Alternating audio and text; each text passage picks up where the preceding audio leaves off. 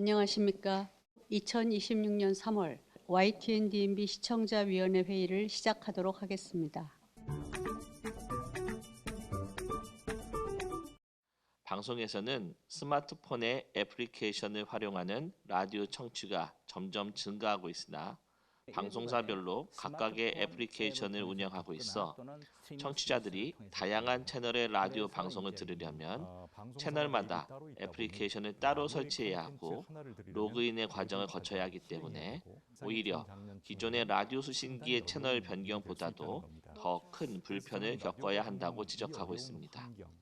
이 때문에 청취자들은 라디오에서 더 멀어지게 되고 각 방송사들도 애플리케이션 개발과 운영에 비용과 노력이 필요하다고 이야기합니다.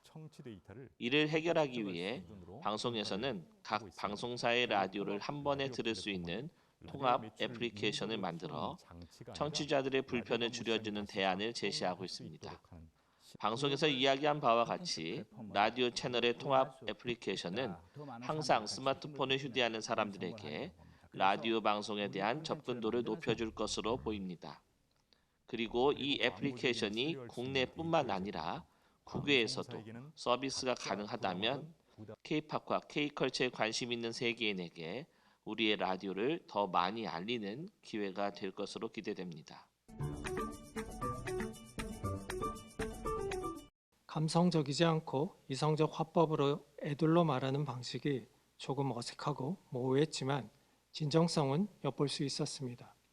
시청자는 누구나 제보를 할 수 있습니다. 자신의 주변에서 일어나는 일을 다른 사람에게 알리면 제보자가 되는 것입니다. 일상에서 벌어지는 특이한 현상을 목격하고 제보하면 예상되는 위험을 막을 수 있게 됩니다. 제보의 의미와 가치에 대한 설명과 역사적 고찰을 통해 제보의 순기능을 다루었다고 생각합니다.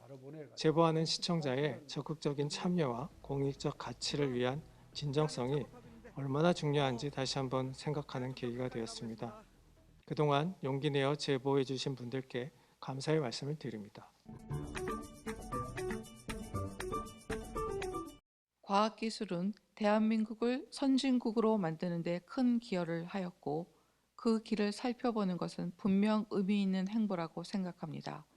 키스트는 과학기술 입국의 초석이 되었고 민간 과학기술 발전을 견인한 선구적 역할을 수행하였습니다.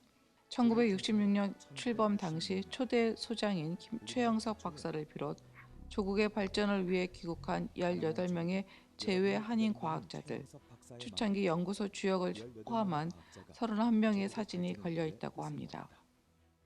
설립 초기에는 산업계 기술 지원과 선진 기술 모방 추격 연구에 집중하였으나 현재는 융복합 미래 원천 기술 연구를 주 기능으로 하고 있습니다.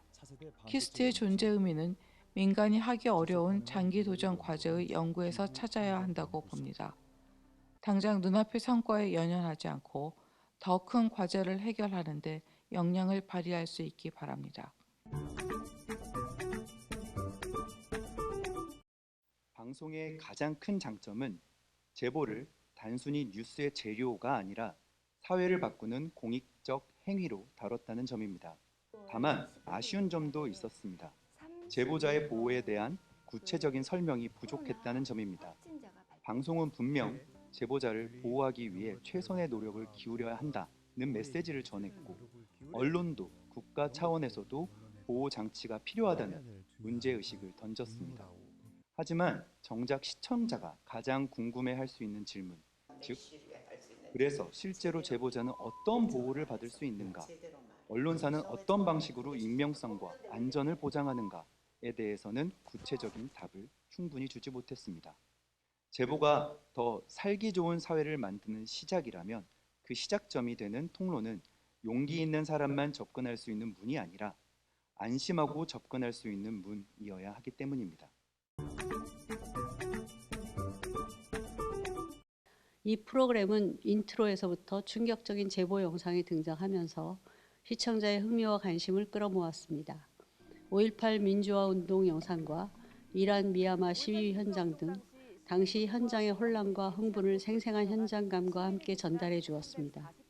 또한 화재 현장에서 취재가 어려웠던 상황을 보여주면서 시민들의 제보 영상을 통해 뉴스를 만들 수 있었다는 점을 보여주기도 합니다.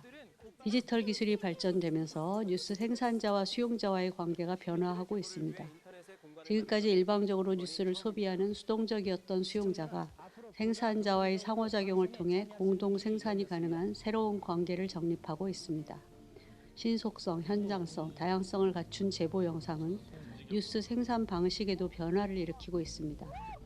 단순 소비자가 아닌 협업자이자 공동 참여자로서 시민 참여와 협력 저널리즘을 가속화시키고 있습니다.